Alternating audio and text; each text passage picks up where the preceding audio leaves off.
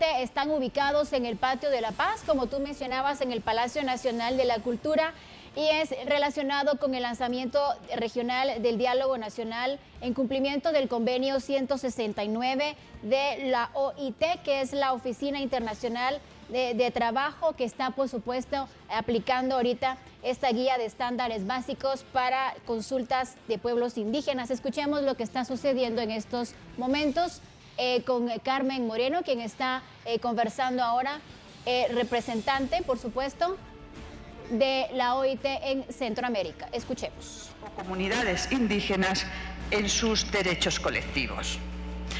¿Quién tiene la responsabilidad de las consultas? La responsabilidad de garantizar o la obligación de garantizar consultas adecuadas recae en el gobierno. No recae en personas privadas, no recae en empresas. Es cierto que en algunos casos el gobierno, la autoridad representativa del gobierno para la consulta, puede delegar en otra entidad, pero la responsabilidad última y final es del gobierno. ¿Con quién debe hacerse la consulta? Los pueblos indígenas participan en los procesos de consulta a través de sus instituciones y organizaciones representativas elegidas por ellos y conforme a sus usos, costumbres y de conformidad con sus propios procedimientos. ¿Quiénes son los pueblos o las comunidades indígenas de acuerdo al convenio 169? El convenio 169 establece unos criterios para definir, identificar esas comunidades indígenas que llaman criterios objetivos y criterios subjetivos. En cuanto a esos criterios objetivos, señala que uno de ellos es descender de poblaciones que habitaban ya en esos territorios en tiempos de la colonización o del establecimiento de las actuales fronteras estatales, y además conservar sus propias instituciones sociales, económicas, culturales y políticas, o parte de ellas. Y el otro criterio subjetivo es claramente considerarse y tener la identidad indígena como uno de sus, como les decía, de criterios fundamentales para determinar los grupos a los que se aplica el 169. ¿Para qué se hace la consulta? Como decía, la consulta debe ser entendida como un derecho fundamental de los pueblos y comunidades a participar en las decisiones que les afecten. Tiene como finalidad que los pueblos indígenas puedan influir en las decisiones del Estado susceptibles de afectar sus derechos colectivos. Mediante el proceso de consulta, las autoridades responsables de la medida y los pueblos indígenas que podrían ser afectados buscan de buena fe llegar a un acuerdo sobre cómo potenciar los aspectos positivos de la afectación o evitar, prevenir o mitigar la afectación si ésta tiene aspectos negativos. ¿Es necesario consultar todas las medidas? Pues no. Es necesario consultar aquellas medidas que vayan a afectar positiva o negativamente los derechos colectivos de los pueblos indígenas y ver de qué manera los pueblos indígenas se pueden beneficiar de la manera más positiva de los efectos beneficiosos que pueda de alguna manera tener esta medida. ¿Cuándo se considera que una medida afecta a los derechos colectivos de los pueblos indígenas? Se considera que hay una afectación de los derechos colectivos cuando al llevar a la práctica la medida propuesta se va a producir un cambio en su situación jurídica o en el ejercicio de sus derechos colectivos.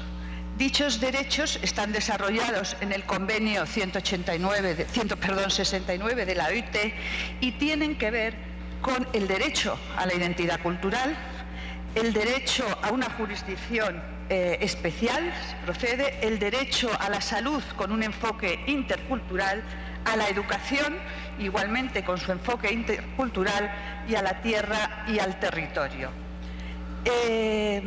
Esas son las medidas que, de alguna manera, o los aspectos que en el marco del convenio 169 son susceptibles de consulta, puesto que pueden ver afectado positiva o negativamente los derechos colectivos de los pueblos indígenas. Como decía antes, deben participar los pueblos indígenas en los beneficios resultantes de la actividad propuesta.